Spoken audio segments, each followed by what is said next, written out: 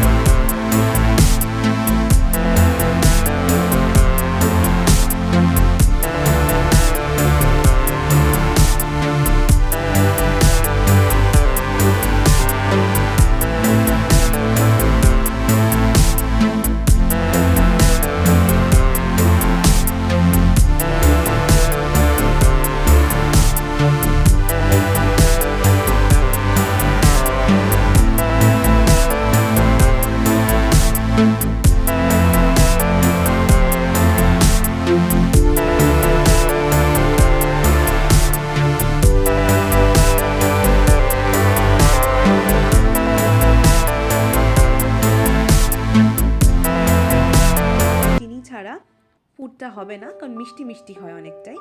আর নুন অ্যাড করে দিচ্ছি। নুন দেওয়ার পরে ভাজা জিরে গুঁড়োটাও দিয়ে দিলাম, আর দিলাম গরম মশলার গুঁড়ো। এবং এবার সমস্ত মশলাগুলোকে ভালো করে এই পুরের সাথে মিশিয়ে নিতে হবে।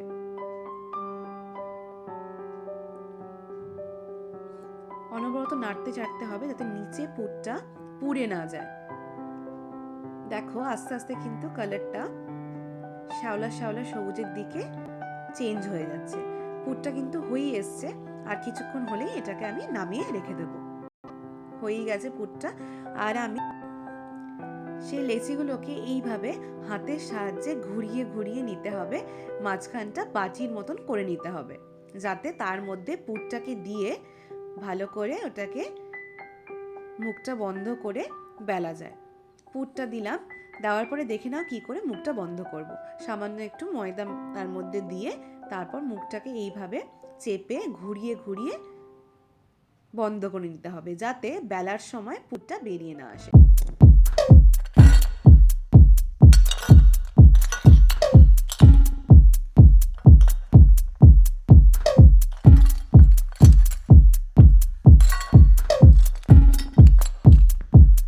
Samurai sword on my back.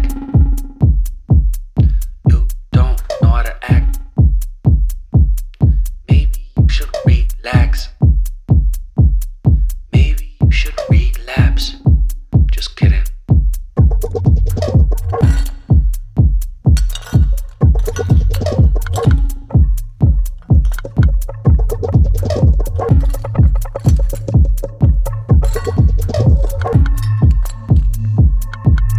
Stop, stop, stop, stop, stop, stop.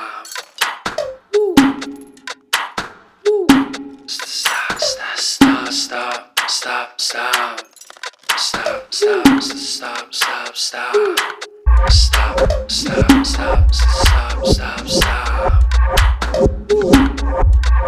Stop, stop, stop, stop, stop, stop. Stop, stop, stop, stop, stop, stop, stop, stop. Stop, stop, stop, stop, stop.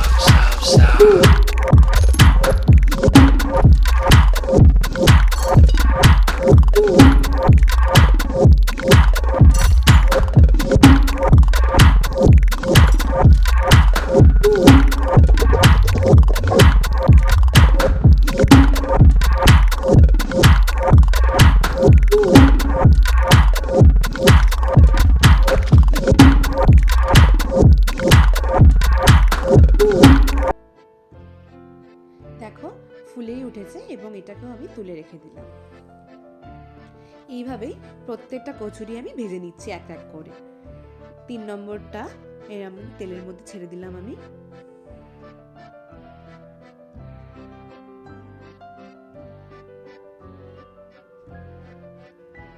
ভালো করে ফুলে উঠলে এক দিকটা অন্য দিকটা তারপরে উল্টে দেব।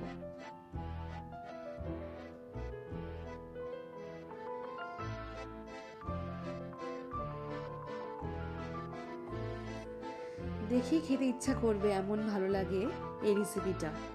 তো তোমরা ঝটপট বানিয়ে নিও বাড়িতে, আর আমাকে কিন্তু জানিও কেমন লাগলো।